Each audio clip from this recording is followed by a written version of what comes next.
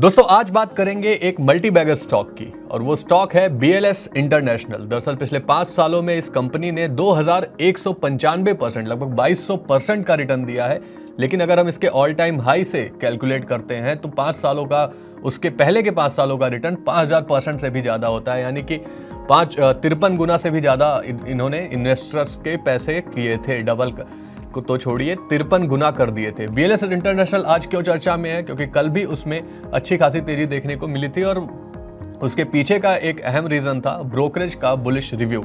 एक ब्रोकरेज ने इसको लेकर बाई रेटिंग दी है, एक नया टारगेट प्राइस सेट किया है और वो टारगेट प्राइस भी काफी ज्यादा है। तो क्या है ब्रोकरेज का व्यू, इसके तिमाही नतीजे कैसे थे और कंपनी की पीछे की परफॉर्मेंस स्टॉक की कैसी रही है, इन सब मुद्दों पर बात करेंगे।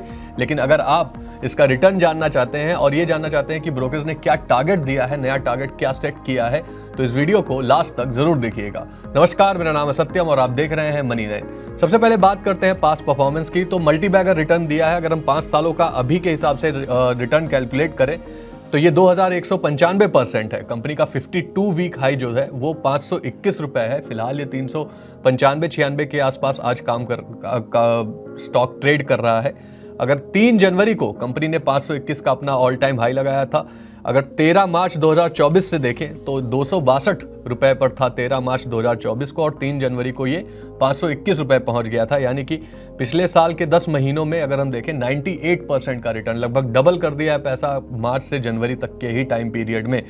फिलहाल ये स्टॉक जब मार्केट करेक्ट हुई तो उसका इंपैक्ट इस पर भी आया। 52 वीक हाई से अपने तकरीबन 24% से भी ज्यादा नीचे कामकाज कर रहा है। 24% गिरावट दर्ज की जा चुकी है। जनवरी से अगर हम देखें अभी तक तो 18% की गिरावट इस स्टॉक में देखी गई है। लेकिन ब्रोकरेज फर्म नुवामा इस पर अभी भी बुलिश है और वो बुलिश है इसके तिमाही नतीजे और बिजनेस मॉडल को लेकर। अब तिमाही नतीजे कैसे आए और ब्रोकरेज फर्म क्यों बुलिश है, उन्होंने क्या टारगेट दिया, ये आगे जानेंगे। लेकिन उसके पहले तिमाही नतीजे भी जान लेते हैं। दिसंबर तिमाही में नेट प्रॉफिट में 43% की ईयर ऑन ईयर ग्रोथ देखी गई। इनका नेट प्रॉफिट 121 करोड़ पहुंच गया बढ़कर। ऑपरेशनल रेवेन्यू जो होता है, जो कामकाजी रेवेन्यू होता है, उसमें भी 17% की ग्रोथ देखी गई है। 513 करोड़ का ऑपरेशनल रेवेन्यू रहा है और ऑपरेटिंग प्रॉफिट 78.5% बढ़ा है ईयर ऑन ईयर बेसिस पे। 158 करोड़ का कंपनी ने ऑपरेटिंग प्रॉफिट दर्ज किया है। लेकिन सबसे खास बात, इनके पास कैश बैलेंस काफी ज्यादा है। कैश रिच कंपनी है। 690 करोड़ का कैश बैलेंस दिसंबर 2024 के अंत तक इस कंपनी के पास था। थोड़ा सा बिजनेस मॉडल को भी समझ लेते हैं कि ये कंपनी करती क्या है। तो जैसा कि आप में से कुछ लोगों को पता होगा, ये कंपनी वीज़ा की प्रोसेसिंग का काम करती है और 2005 में ये कंपनी शुरू हुई थी। Company visa, passport, counselling, biometric, e visa जैसी सर्विसेज देती है।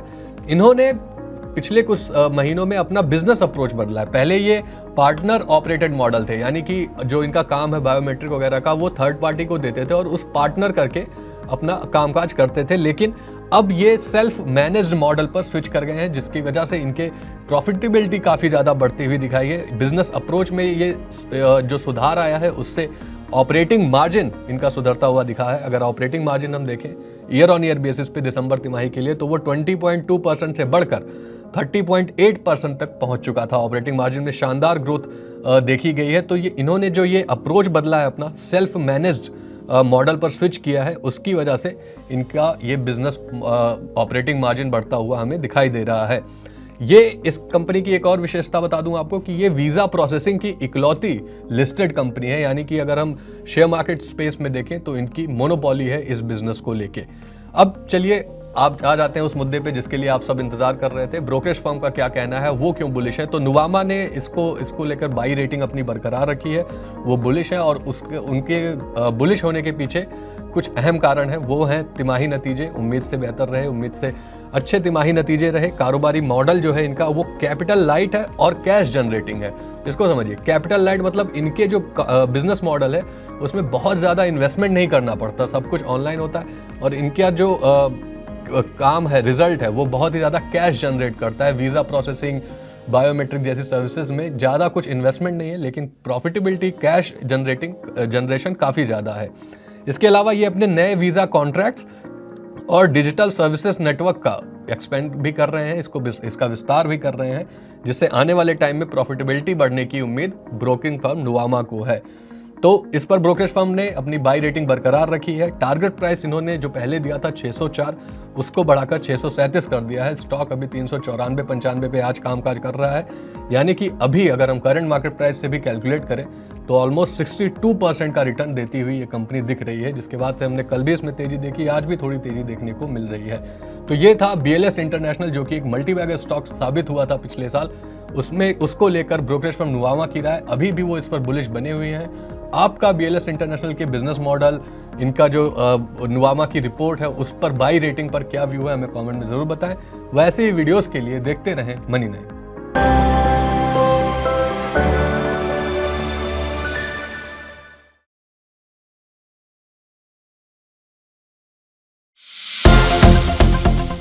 आ गया मनी 9 का फाइनेंशियल फ्रीडम समिट, ऐसा मंच जहां जुड़ेंगे दिग्गज, क्योंकि बाजार के हैं हाल खराब। Security and financial freedom for all. जहां होगी बात आपके पैसों की, मिलेगा भरपूर ज्ञान, पैसा लगाने कमाने की तरकीबें। शेयर बाजार से लेकर म्यूचुअल फंड में क्या करें, इंश्योरेंस का कवरेज बढ़ाना क्यों है जरूरी, और अर्थव्यवस्था की कैसी रहेगी चाल। आपके ऐसी सभी उलझनों के मिलेंगे जवाब। तारीख नोट कर लीजिए, 5 मार्च 3 बजे से सिर्फ मनी 9 पर।